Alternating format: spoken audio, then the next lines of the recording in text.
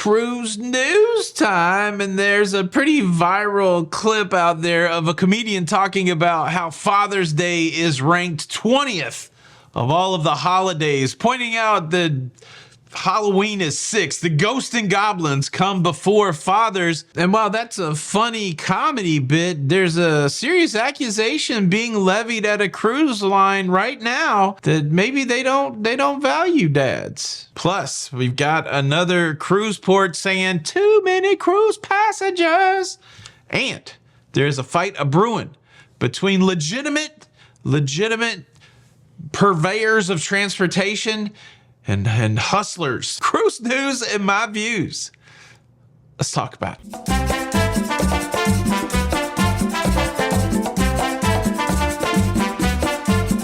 Hey, what's up, everybody? Welcome to La Lito Loca. I'm your host, Tony, here with the latest cruise news and views for your face. For your face on a Tuesday the 18th of June, 2024. And well, we just celebrated Father's Day weekend, and I believe it's over the last 2 weeks that I've been able in my own house to see all 6 of my children and their significant others. My heart is full. I don't know that I'm the best father. I'm pretty selfish. And so I have to always work to try to be a better father and better husband and all those. All of us have to work on that stuff. I would assume. I don't think there's any, Ward Cleavers out there. But yeah, it was a great time. But we got to process through some cruise news. Let me save this Father's Day story till the end because it's kind of kooky, but I do have some exciting cruise news in front of it. The first one's an interesting one, maybe a little bit controversial, but the Port of Miami finally has flipped the switch for its shore power initiative, and we've had the very first cruise ship use Miami shore power. It all went down in Funky Town over the weekend. And look, shore power is a divisive thing, right? The general concept is cruise ships, when they come into port, they leave their engine running, spewing black smoke into the air at the port area. And people say, well, we don't like that. We don't like the black smoke in the area. It's not good for the port area. It's not good for city centers that cruise ports may be near. And we would like you to plug into the power grid and use electricity while you're in the port instead of spewing out your emissions. And the reality is the emissions just happen somewhere else. Most of the time, to produce energy, there is some sort of emissions. But the initiative is what it is, right? Let's move the emissions from where the people are, or at least those people, from the ports, from the city centers. Let's get in, and there's also other, like hydroelectric, because we're not going to get into a big power debate here, but more and more cruise ports are requiring cruise ships to go to shore power. And of course, it's all dependent on the infrastructure of the cruise port. But Port Miami, they're ready to go. And we've already had our first cruise ship use shore power in Miami. Carnival Cruise Line, they are the first. Carnival Conquest plugged in and turned off their engines. What was crazy, about 15 minutes later, the Roomba came by and accidentally unplugged the cruise ship. Does it happen to anyone else? This shore power initiative is an initiative happening at a lot of cruise ports, so we are going to see more and more of this. I think it's good. It does improve the environmental profile of the cruising industry, which should mean more cruising, more love for cruising, that kind of thing. So congratulations, Port of Miami and Carnival Conquest, for making that electric connection. Ooh, shock me, make me feel better. I'm down to the wire. Shock. Shout out Ludacris. Or if you know who that is, leave a comment below. Cruise news story number 2. There's a little bit of a brouhaha going down up there in Seattle town on the northwest coast of the United States. If you've ever been to that cruise port, it's contentious there when it comes to catching a ride after the cruise. Now, you can pop out of the cruise terminal. There'll be a cab stand there, so you can go get in a cab. And like many cities, the cabbies they've had to pay a lot of money to have the ability to be a licensed ride giver.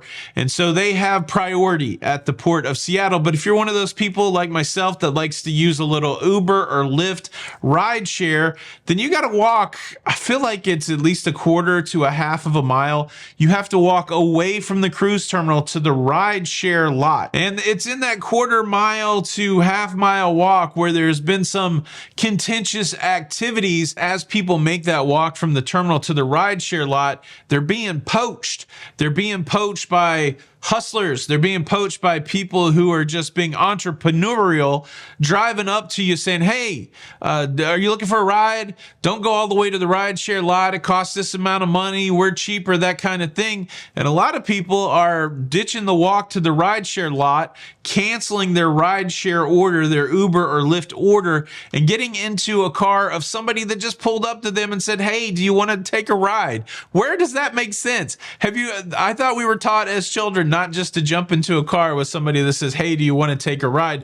The big problem is a lot of these folks are not licensed or credentialed or insured, which is the big deal. Now, nothing's a problem until it's a problem, but imagine you ditch the licensed Uber rideshare person, you skip the cab who's licensed, insured, credentialed, you do the same thing with the rideshare people, and you just get into some Johnny-come-latelys vehicle like you're a kid looking for candy outside an elementary school. You get into the car with the person that you do not know because we're getting used to doing stuff like that. Then you get into an accident and then that person's not insured, and then you're in financial trouble in addition to whatever other trouble that you could be in. Or, worse than that, what if this is a nefarious person looking to do you harm from the get-go just by enticing you to get into their car? It's bad. And of course, the people that are credentialed and licensed in Seattle are pushing back, saying this has to be regulated. And fortunately, that cry has not fallen on deaf ears. We have the management and the people that work in the Port of Seattle saying we're doing our best.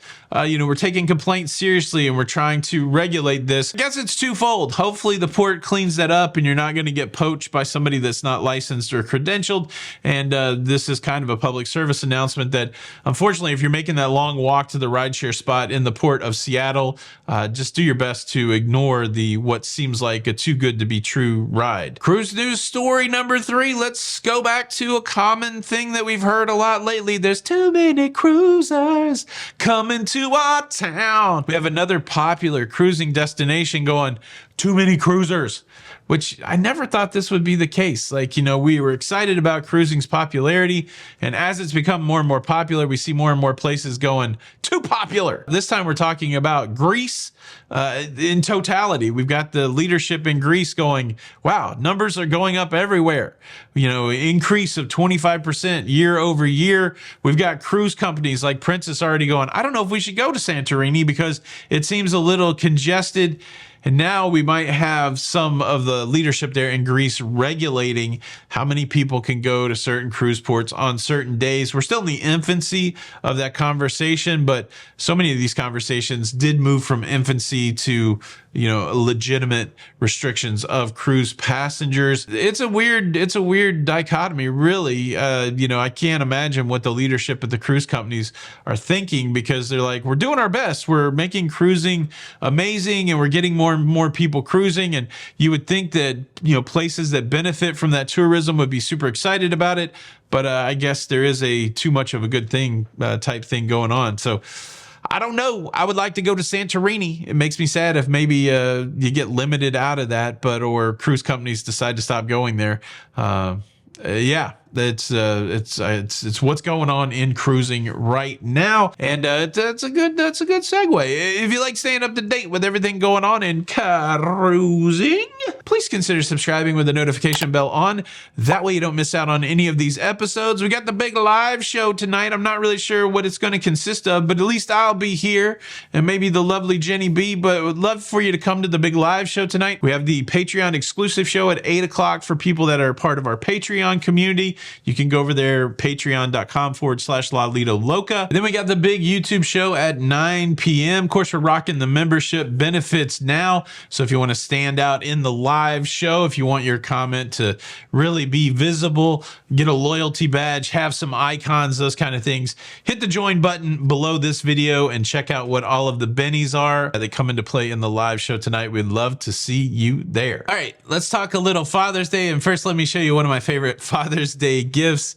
That's right, the Merc with a mouth all dressed for vacation. Tourist Deadpool.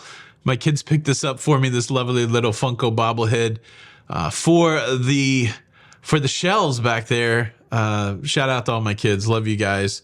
Thank you for a wonderful couple weeks in Father's Day. And well, as warm and fuzzy as that gift from my kids is, there is a cruise passenger, a Carnival cruise passenger, upset with Carnival Cruise Line because he did not get his flowers.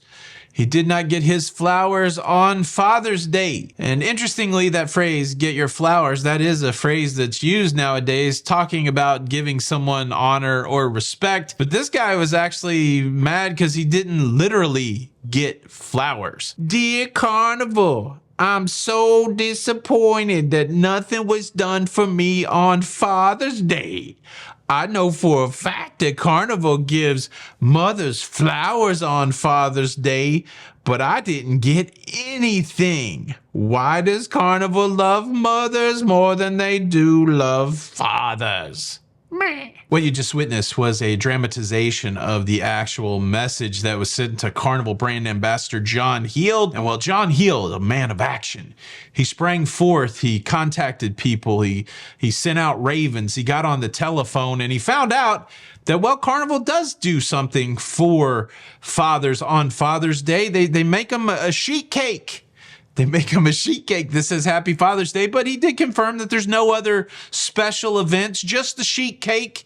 And thinking about it, isn't the sheet cake enough? Is Carnival doing dads dirty by not giving out some Father's Day gift that's commiserate to a flower on Mother's Day? And talking about cake, I had the craziest cake experience over the last week when I went to pick up my son's birthday cake at Publix. Jenny B, she ordered Andrew his birthday cake. I showed up at the appointed Publix to the bakery where I was met by the young bakery worker, and she asked me, how can I help you? And I said, I'm here to pick up a birthday cake.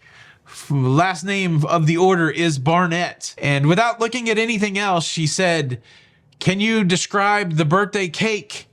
Now, fortunately, I did have a little bit of information as to what the birthday cake would look like. I said, it is a cake that has white icing. And she thought about it for a minute. She didn't reference anything. She didn't check on any orders or anything like that. She said, what does it say on the birthday cake? I'm like, why am I getting quizzed over the birthday cake? But I was happy to play along. I said the birthday cake says something to the effect of happy birthday, Andrew. She made like one circle around the bakery, just glancing to and fro. And she came back and she said, did you order the cake from Publix? And I'm thinking in my mind, of course I ordered the cake from Publix. I'm saying it again. But yet, look, when you're dealing with people that you need to help you, the best course of action, in my opinion, is just to be as kind as possible. I said, yes, we ordered the cake from Publix. She said, well, did you order it online or on the phone? And I said, man, I do not know. And she goes, well, we don't have the cake. I'm like, okay, let me call my wife. So I called Jenny B. I said, hey, I'm at the Publix that you told me to go to. This is the Publix that I'm at, and they say that they don't have a cake. And while I'm talking to my wife, the lady behind the counter says, are you sure it's this Publix? And so Jenny gave me the address that was listed on the receipt of the order. And I said, this is the address that we have on our order. Is this the address that I'm at? And she's like, yes, this is it. We don't have a cake for you. And I was like, okay, what do you think may have happened? And then she paused and didn't say anything to me. She turned around and then she came back with the cake. And well, I must have had a perplexed look on my face because the other worker in the bakery, she said, oh, we keep the cakes in two places. So sometimes it's not in the first place that we look, but it's in the other place. Your cake was in the other place. And again, even though I'd already had my cake and the transaction was complete, and I guess that would have been the opportunity to be less than kind, I thought to myself, well, why wouldn't you check both places before you? Yeah. Look, they got a cake for Father's Day. That should be good enough, right? The other thing that was weird on Father's Day is there was a lot of weird social media of people. I think they were just trying to do it for clicks, saying that fathers didn't deserve a Father's Day, and I don't talk to my dad or whatever. I just listened to a podcast where guys like, oh, I went like a whole year without. It has been over 30 years since I was able to tell my father Happy Father's Day. And the days that the Father's Days that I did have to tell him Happy Father's Days, I don't know that I valued those because I was such a young man. My dad died when I was 22. And so I guess my big takeaway from Father's Day is certainly be happy that you got a sheet cake from Carnival Cruise Line. And the other thing is that even if you're not on best terms with your dad, maybe wish him a happy Father's Day before you cannot. Because it is painful not to be able to. It reminds me of a great story of my dad doing something silly. When I was a kid, I wrote off for like one of those invisible ink things at the back of a comic book. And I don't know, kids do dumb things. I think I left the lid off of it, and my dad spilled invisible ink all over him. And I think some of it splashed up in his face. So my mom's like, oh, we have to take him to the emergency room. And so we took him to the emergency room, with the invisible ink spill and the ink all over him. And it took hours before he was seen. See you guys tonight. Cruise